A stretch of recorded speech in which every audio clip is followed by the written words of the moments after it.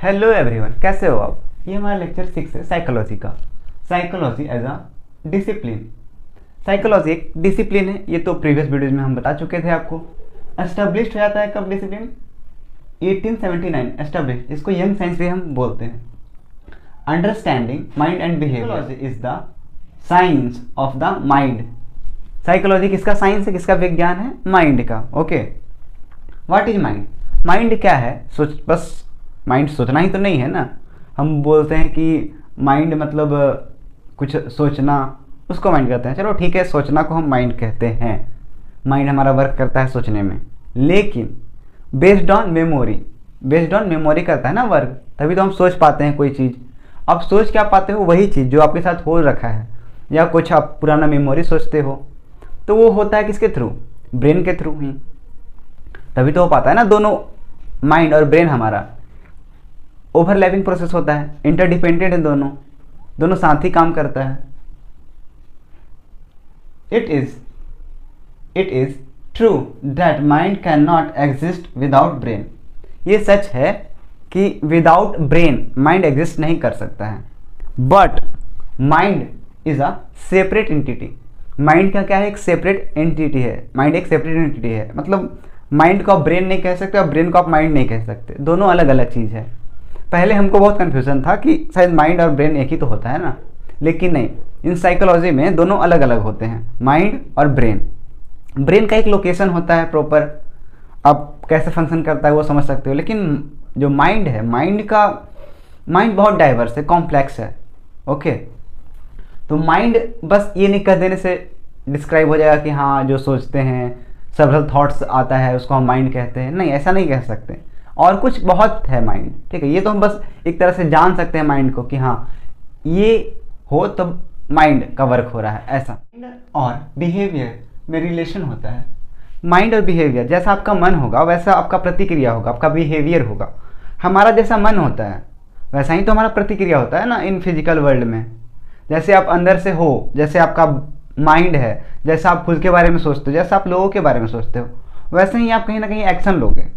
उसके थ्रू आपका जो भी एक्शन होगा, प्रतिक्रिया होगा, माइंड के लेवल पे होगा। कोई इंसान बहुत टेंस रहता है या फिर फॉर एग्जांपल बहुत उदास रहता है, तो उसका जो डिसीजन मेकिंग होगा ना, वो थोड़ा हाँ में होगा, थोड़ा ना में होगा, वो बहुत कंफ्यूज होगा।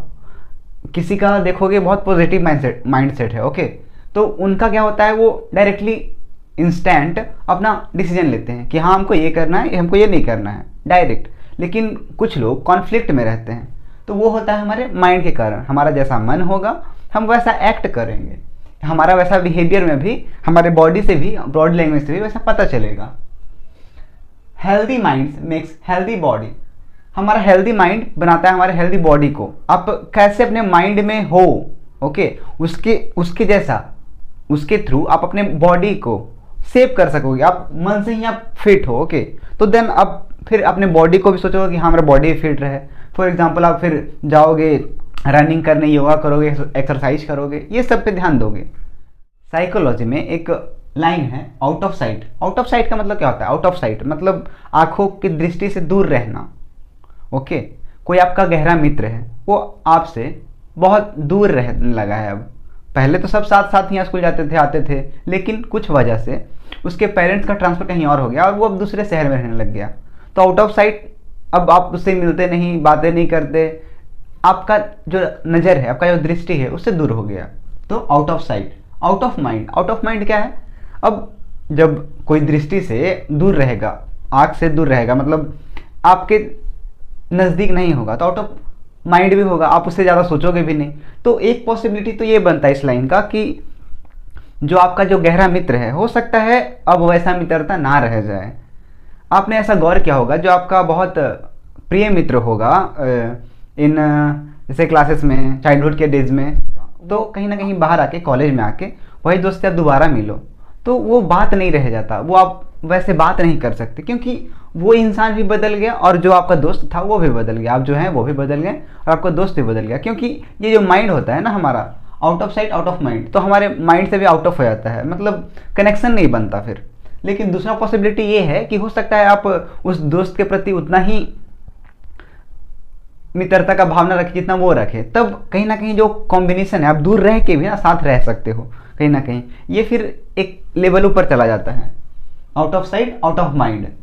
दूसरा पॉसिबिलिटी है कि हो सकता है और आपका जो दोस्ती है वो बहुत गहरा हो जाए, आप और कभी मिलो तो और बहुत गहरे से मिलो कि हाँ भाई तेरे बिना मन नहीं लगता था, जो भी आप बोलना चाहो वो। लेकिन एक कैसा हो सकता है केस कि हो सकता है वो जो दोस्ती का भाव है वही खत्म हो गया, क्योंकि आप दूर हो गए ना एक दूसरे से।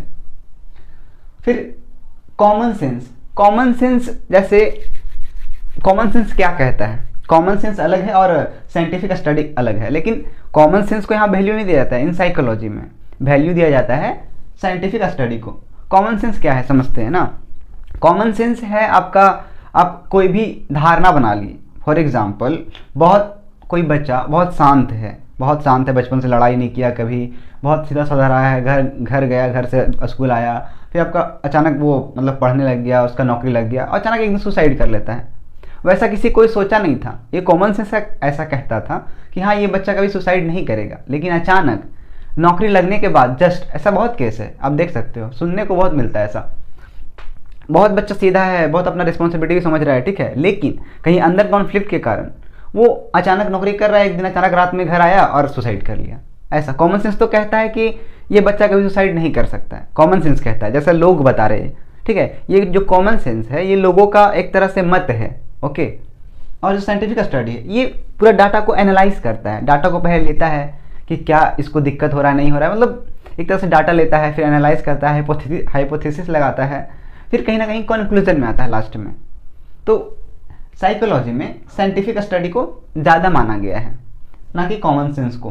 कॉमन सेंस गलत हो जाता है इन साइकोलॉजी में, और साइंटिफिक स्टडी सही होता है, करेक्ट होता है।